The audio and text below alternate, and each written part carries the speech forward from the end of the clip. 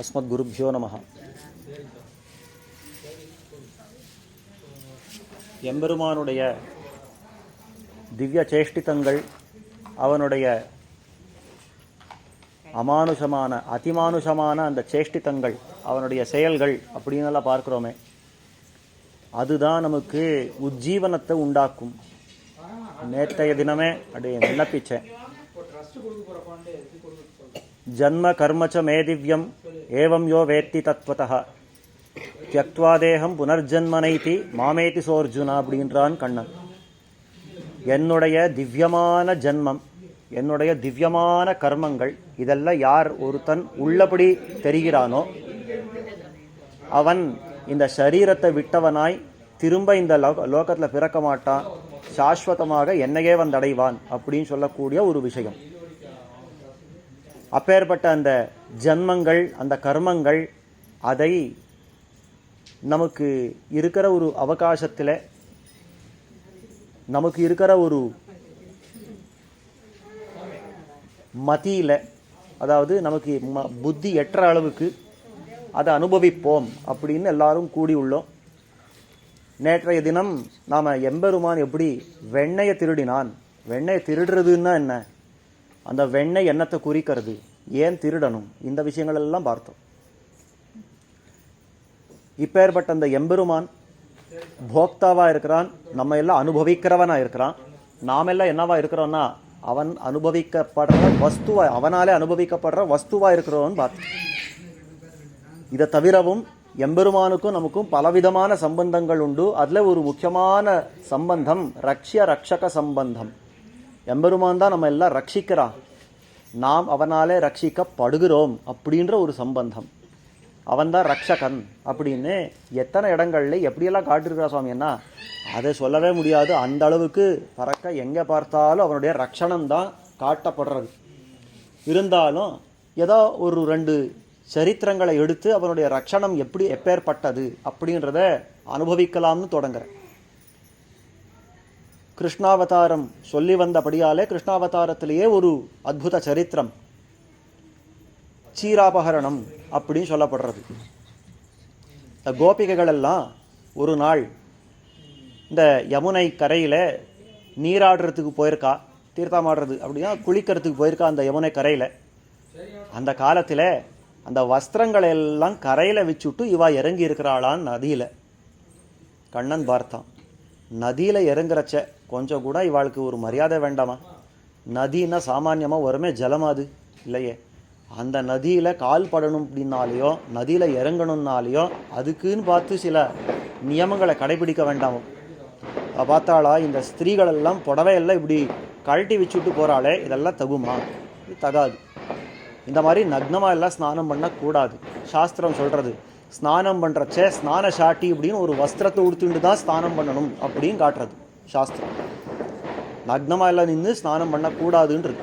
ஆனால் இந்த ஸ்திரீகள் இப்படி பண்ணுறாளே, இது தகுமா? ஆனபடியாலே இவருக்கு ஒரு பாட்டம் புகுத்துறேன் அப்படின்னு கண்ணன் என்ன பண்ணான்னா நேராக இவாளெல்லாம் அந்த நதிக்குள்ளே இருக்கிறச்சே அந்த வஸ்திரங்கள் எல்லாம் எடுத்துட்டான். அவள் போட்டிருக்கிற அந்த புடவைகள் எல்லாம் எடுத்துட்டான். எடுத்துண்டு மேலே ஒரு குருந்த மரம் இருந்தது, ஓடி மேலே ஏறி அங்கே உட்காந்துட்டான். அந்த வஸ்திரங்களோட ஏறி உட்காந்துட்டான். சிலதெல்லாம் அங்கே தொங்க விட்டுருக்கான், சிலதெல்லாம் தன் தலைக்கு கட்டிண்டானா, சில புடவைகளெல்லாம் எடுத்துட்டு தன் தோளில் சாத்திண்டானா, சிலதெல்லாம் தன் இடுப்பில் கட்டிண்டானா. இந்த மாதிரி எத்தனை விநியோகம் கொள்ள முடியுமோ எல்லாம் கொண்டா அந்த அந்த வஸ்திரங்களோட இருக்கான். இப்போ எங்கேயான ஒரு உற்சவம், பெருமாள் வெளியில் ஆஸ்தானத்துக்கு ஏழ்றார் அப்படின்னா நாம் இந்த இடத்த அலங்காரம் பண்ணி வைக்கிறோம் இல்லையா, அங்கங்கே தோரணங்களெல்லாம் கட்டுறோம், அந்த வஸ்திரங்களெல்லாம் அப்படி கட்டுறோம், புஷ்பங்களெல்லாம் கட்டுறோம். அந்த மாதிரி கண்ணன் அந்த குருந்த மரத்தில் ஏறி உட்காண்டிருக்கான் அப்படின்னா அந்த மரத்துக்கு அலங்காரமாக சில புடவைகளை தொங்க விட்டுருக்கான், தனக்கு அலங்காரமாக தலையில் பாகையை கட்டுருக்கான், தன் தோளில் அலங்காரமாக சாத்தின்னு இருக்கான், தன் இடுப்பில் சாத்தின்னு இருக்கான், தன் திருவடியில் வச்சுட்டு இருக்கான். இந்த மாதிரி எத்தனை புடவைகள் உண்டோ எல்லாத்தையும் சாத்தின்னு உட்காண்டிருக்கானா.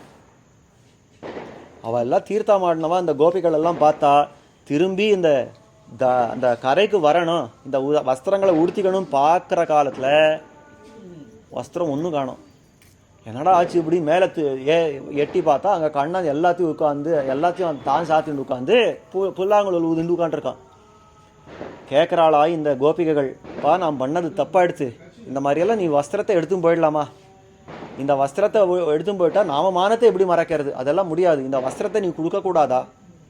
ஆண்டாள் தன்னுடைய நாச்சியார் திருமொழியில் ரொம்ப ஆச்சரியமாக ஒரு பாசுரம் இட்டு காட்டுறார், ஒரு பதிகமாக இட்டு காட்டுறார். கோழி அழைப்பதன் முன்னம் குடைந்து நீராடுவான் போந்தோம் ஆழியன் சென்வழுந்தான் அப்படின்னு ரொம்ப ஆச்சரியமான பதிகம்.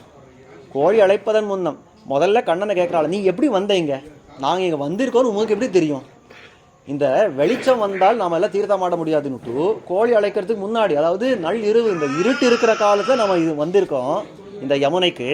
யாரும் நம்ம பார்த்துடக்கூடாதுன்னு இந்த இருட்டு இருக்கிற காலத்தில் நம்ம வந்திருக்கிறச்சே நம்ம பின்னாடியே வந்திருக்கிறியே, நீ எப்பேற்பட்டவன்? இப்படியெல்லாம் வரலாமா? நீ எப்படி தான் வந்தேன்? நாம் வந்திருக்கோம் உனக்கு என்னமா தெரியும்? முதல்ல கேட்குறா. அதுக்கப்புறம் சொல்கிறாளா, தோழியும் நானும் தொழுதோம். அப்போ இப்போ நம்ம ரெண்டு கையும் எடுத்து நம்ம கூப்பிட்ற ஸ்திதியில் இல்லை.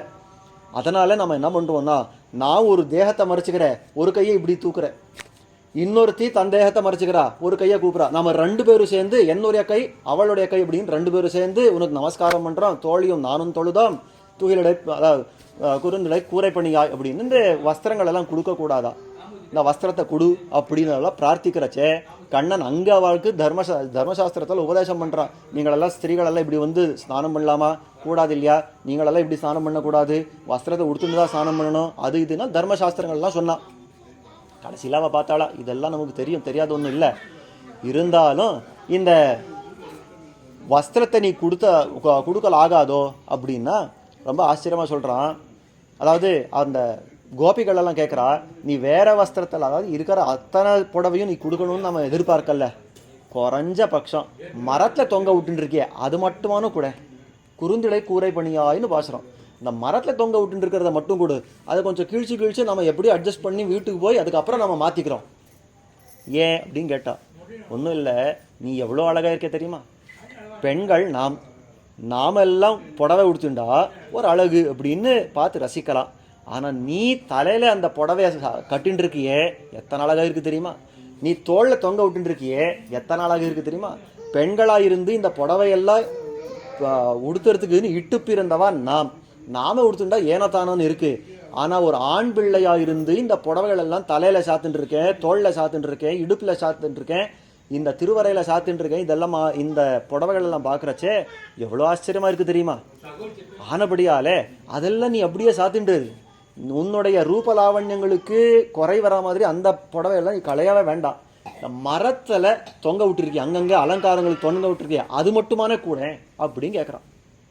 இந்த இடத்துல தான் ரொம்ப ஆச்சரியமான ஒரு விஷயம் நம்முடைய ஆச்சாரர்கள் விசாரம் பண்ணுறான். அவனுடைய ரூபம் எப்பேற்பட்டது, அவனுடைய அழகு எப்பேற்பட்டது. ஸ்ரீராமாயணத்தில் ஒரு வச்சனம் வருது, ரூபௌதாரிய குணை பும்சான் திருஷ்டி சித்தாபகாரணம் சந்திரகாந்தாரணம் ராமம் அதீவ பிரியதர்சனம் ரூபௌதாரிய குணைஹி பும்சாம் திருஷ்டி சித்தாபகாரிணம். அந்த எம்பெருமான் எப்படி இருந்தான், அந்த ராமன் எப்படி இருந்தான் அப்படின்னாக்கா, சந்திரகாந்தாரணம் ராமம், அவன் ராமம் ரமயத்தி, எல்லாருக்கும் சந்தோஷத்தை உண்டாக்குறவன். சந்திரகாந்தாரணம், சந்திரனை போல காந்தமாக இருக்கிற அவனுடைய முகம். காந்தம்னா இந்த மேக்னெட் அப்படின்றால இந்த மாதிரி எல்லாரும் பார்த்தவாளெல்லாம் தன் பக்கத்தில் ஈர்த்துக்கக்கூடிய அந்த சக்தி உள்ளவன். அந்த சந்திரனை போல எல்லாரையும் ஈர்த்துக்கக்கூடிய சக்தி உள்ளவன் ராமன். தன்னுடைய முகத்தில் அந்த தேஜஸ் இருக்குமா? உடனே ஒருத்தர் கேட்டா, இந்த சந்திரன் அந்த ராமன் ரெண்டும் ஒன்னேவா? அவ்வளோதானா? அவனுடைய அழகு அவ்வளோதானா? இந்த சந்திரனும் அப்பப்போ தேஞ்சு போயிடும், அப்பப்போ திரும்பி வளரும், அதில் ஏதோ கலங்கங்கள் எல்லாம் இருக்கும், இந்த மாதிரியெல்லாம் இருக்கே, அந்த மாதிரியா ராமனுடைய முகம்னா அதீவ பிரிய தரிசனம். நான் ஏதோ போனா போடுதுன்னு ஒரு உபமைக்காக அதை சொன்னனே ஒழிய அந்த சந்திரனை போல நிறுத்திட முடியாது. அந்த சந்திரனை காட்டிலும் பல ஆயிரம் மடங்கு நம்முடைய ராமனுடைய முகம் இன்னும் நன்னா பிரகாசிக்கும். சந்திரகாந்தாரணம் ராமம் அதீவ பிரிய தரிசனம், அவ்வளோ அழகு, சொற்ற அழகு.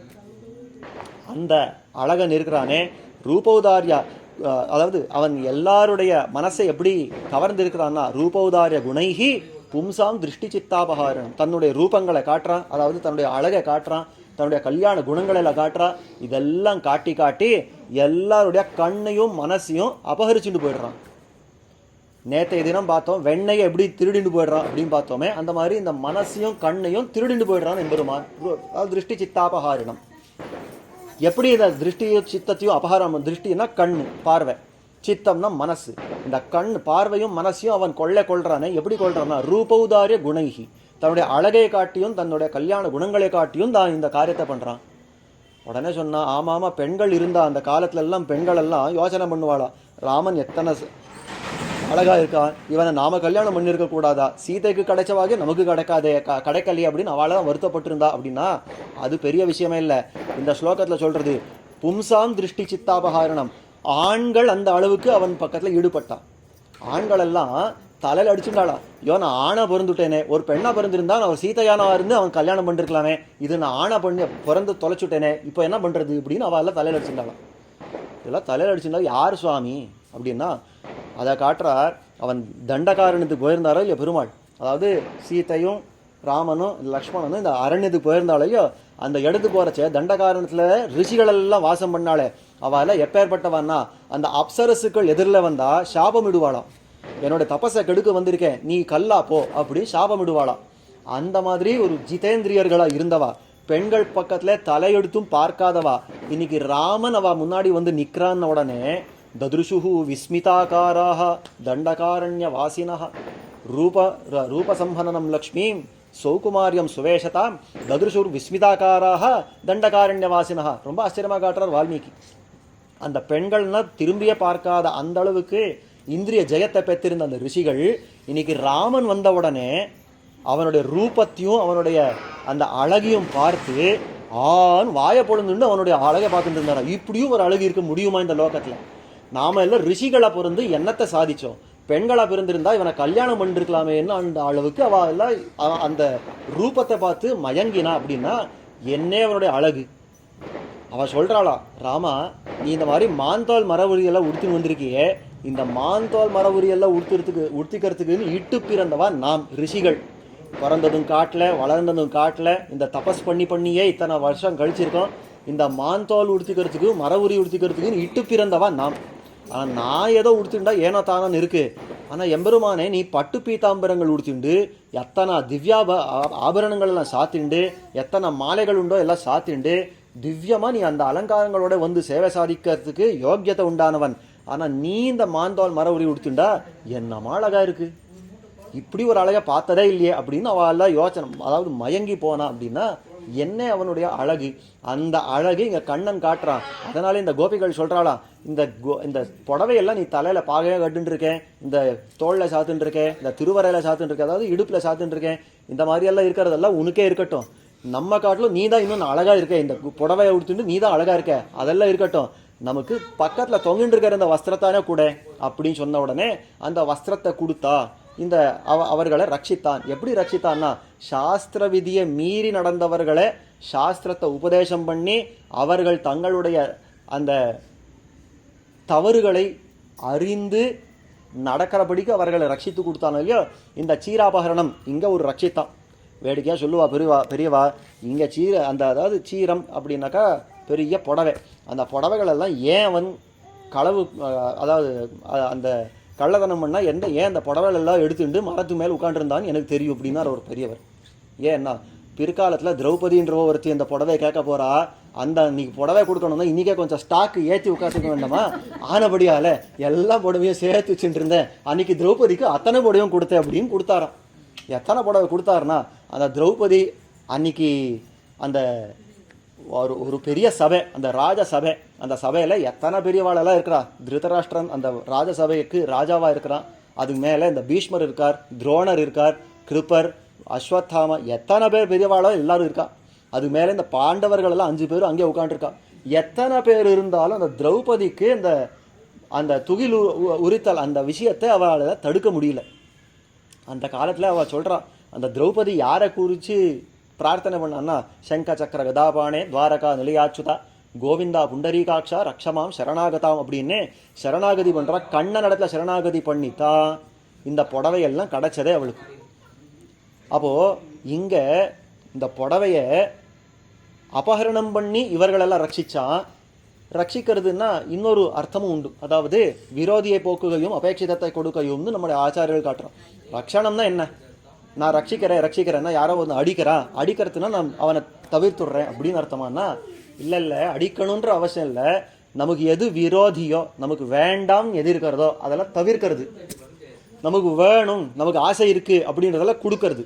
அப்போ நமக்கு வேண்டான்னு இருக்கிறத தள்ளி நமக்கு வேணும்னு இருக்கிறத கொடுக்கறது இருக்கிறத இதுக்கு தான் ரட்சணம்னு பேர். நம்ம சொல்லுவோம் இந்த சின்ன குழந்தைகள் இருக்கிறது அதை தாயாரும் தகப்பனாரும் ரட்சிக்கிறா, பிள்ளைகளை தாயாரும் தகப்பனாரும் ரட்சிக்கிறா. என்ன ரட்சிக்கிறா? வேற ஒன்றும் இல்லை, அதுகளுக்கு எது வேண்டாமோ அதை தள்ளி அதுக்கு எதுக்கு வேணுமோ அதெல்லாம் கொடுக்குறாளோ இல்லையா, அதுதான் ரட்சணம்னு பேர். அப்போ இந்த ரட்சணம் அப்படின்னாலேயே எது வேண்டாமோ அதை தள்ளி, அதாவது விரோதியை போக்கி அபேட்சிதத்தை கொடுக்கறதுனா இருக்கிறது இல்லையோ. இந்த கோபிகைகளில் எது ரட்சணம் அப்படின்னா எம்பெருமானுடைய திவ்ய சௌந்தரியத்தை அனுபவிக்கணும், அவருடைய அழகை அனுபவிக்கணும். அப்போ அந்த அழகை அனுபவிக்கணும்னா அந்த அழகை காட்டி கொடுத்தானோ இல்லை, அந்த புடவைகள் எல்லாம் உடுத்துண்டு தான் அழகை காட்டி கொடுத்தானோ இல்லையோ. அதுக்கு மேலே இவர்களுக்கெல்லாம் எது விரோதின்னா தங்களை தான் ரட்சிச்சுக்கிறதுன்றது விரோதி. அதையும் தீர்த்து கொடுத்துட்டான். அவனிட்ட புடவையா அவன் எந்த புடவை கொடுத்தானோ அதை வச்சு இவ ரட்சணம் பண்ணி மேலே வரணும் அப்படின்னு அவன் பேரில் இருந்த அந்த பாரதந்திரத்தை காத்து கொடுத்தான் அப்படின்னு காட்டுறது. அப்போ இந்த ரட்சணம் புடவையை அபகரணம் பண்ணி ஒரு இடத்துல ரட்சணம் பண்ணா, அந்த புடவையை அக்ஷயமாக கொடுத்து ஒரு இடத்துல ரட்சணம் பண்ணா இந்த திரௌபதிக்கு. அப்போ இந்த சீராபகரணம், இந்த திரௌபதிக்கு வஸ்திர தானம், இது ரெண்டத்துலேயும் எம்பெருமானுடைய ரட்சணம் காட்டப்படுறது அப்படின்றது ஒரு விஷயம். இது மேலுண்டான அர்த்த விசேஷங்களை நாளைய தினம் உபன்யாசத்தில் பார்க்க பிராப்தம். ஸ்ரீமதே ராமானுஜாய நமஹ.